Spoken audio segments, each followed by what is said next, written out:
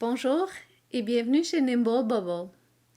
Dans cet épisode, on discute de diversité et inclusion au quotidien dans un environnement de travail où, on l'espère, chaque personne peut être authentiquement elle-même.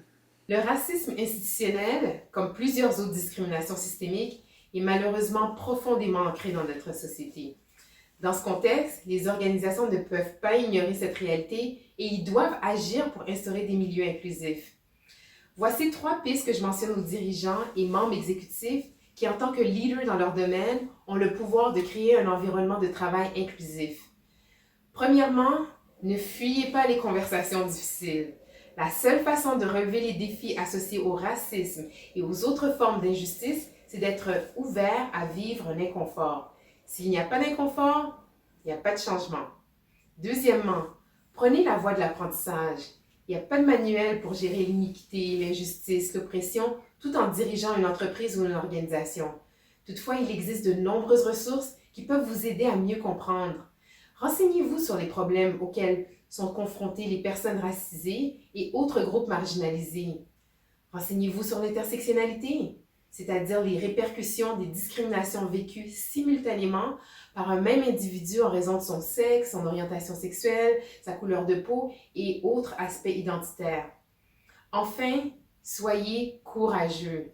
Vous avez le pouvoir de briser le cycle de discrimination en communiquant avec humilité sur ces sujets difficiles.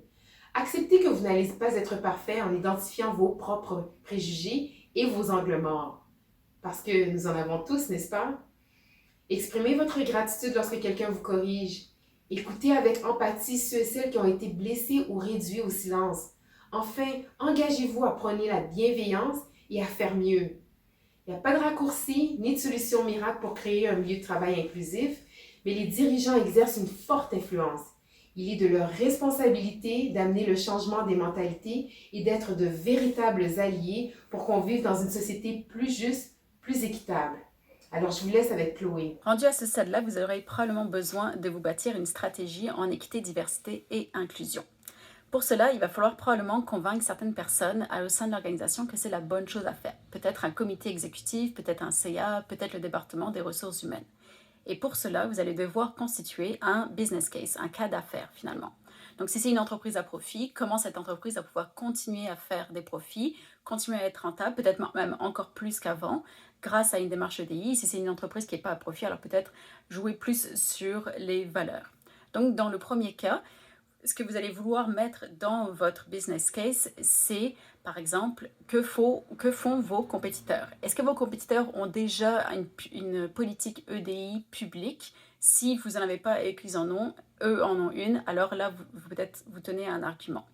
À quoi ressemble votre marché? L'industrie, le pays, la région, etc., etc. On peut le voir à différents niveaux. Est-ce que c'est une grande tendance, l'EDI? Est-ce que ça se développe? Et si vous n'en avez pas, alors vous seriez peut-être en retard. Si l'organisation a par exemple la volonté d'aller démarcher un nouveau client ou un nouvel investisseur pour qui l'EDI est ultra important, alors vous tenez également un argument. Ou encore si c'est toujours un enjeu pour l'organisation d'aller embaucher de nouveaux employés et si ça empêche l'organisation d'être aussi productive qu'elle le souhaiterait, sachez qu'avec l'EDI, vous tenez un argument pour aller chercher tout un pan de la population que vous n'avez peut-être pas encore eu l'occasion d'aller chercher et surtout les retenir, les fidéliser et les faire développer au sein de votre organisation. Sachez également que quand vous bâtissez une stratégie EDI, on est très très loin du quick fix, on est très loin d'une solution qui va prendre quelques semaines ou même quelques mois à être implantée.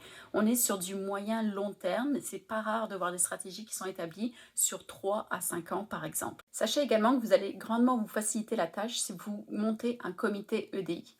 Donc un ensemble de personnes qui appartiennent à l'entreprise qui vont représenter sa diversité. Donc différents départements, différents paliers hiérarchiques, des gens qui sont là depuis longtemps, des gens qui ne sont pas là depuis longtemps, une diversité de genre, une diversité ethnoculturelle, une diversité...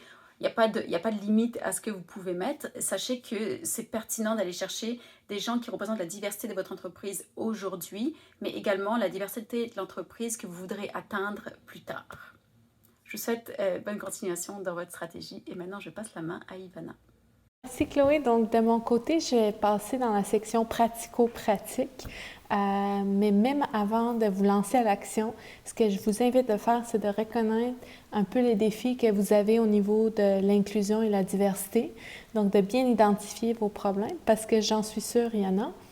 Ensuite, en tant qu'RH, vous pouvez peut-être être porté à faire tout seul là-dedans. Vous sentez la responsabilité de régler ces défis. Mais en fait, pour la diversité et l'inclusion, pour que ça marche, je vous invite à vraiment intégrer tout le monde dans votre équipe, autant l'équipe de gestion que toute l'équipe. Par exemple, nous, chez OZDA, on a une équipe de diversité qui s'occupe de mettre de l'avant et de valoriser la diversité. Et finalement, pensez aux petits rituels qui rendent votre équipe excitante, qui rendent votre culture d'entreprise intéressante et essayez d'intégrer la diversité et l'inclusion dans ces petits rituels-là. Donc, par exemple, nous, on a des Lunch and Learn. Tous les vendredis, on intègre des formations ou des conférences ou des partages de connaissances au niveau de la diversité et l'inclusion. Et finalement, pensez au recrutement aussi. Donc, comment vous pouvez vous assurer que les gens qui se joignent à votre équipe valorisent la diversité aussi. Donc, nous, on a toute une section dans notre entrevue qui regarde ça puis qui valide que c'est des bons fits. Voilà, merci beaucoup. Je passe la parole à Sophie. Bonjour, je tiens à commencer en disant que je n'ai aucunement la prétention d'être une experte en diversité et inclusion.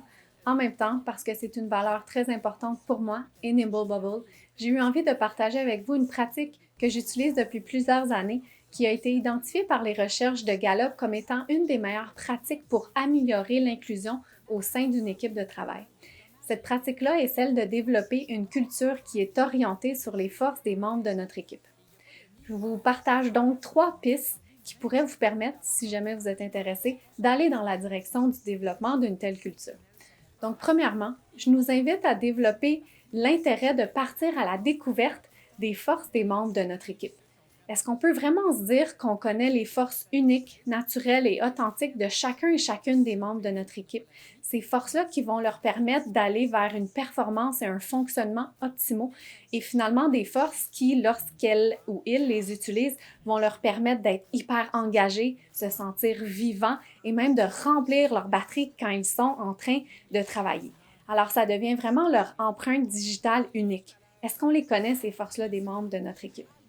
Il y a une panoplie d'outils qui ont été développés et qui sont même scientifiquement prouvés pour nous aider à partir à la découverte des forces des membres de notre équipe. Je vous laisserai les liens dans la description YouTube de la vidéo. Deuxième piste, je nous invite à développer un intérêt pour soutenir la mise en action des forces des membres de notre équipe une fois qu'on les connaît.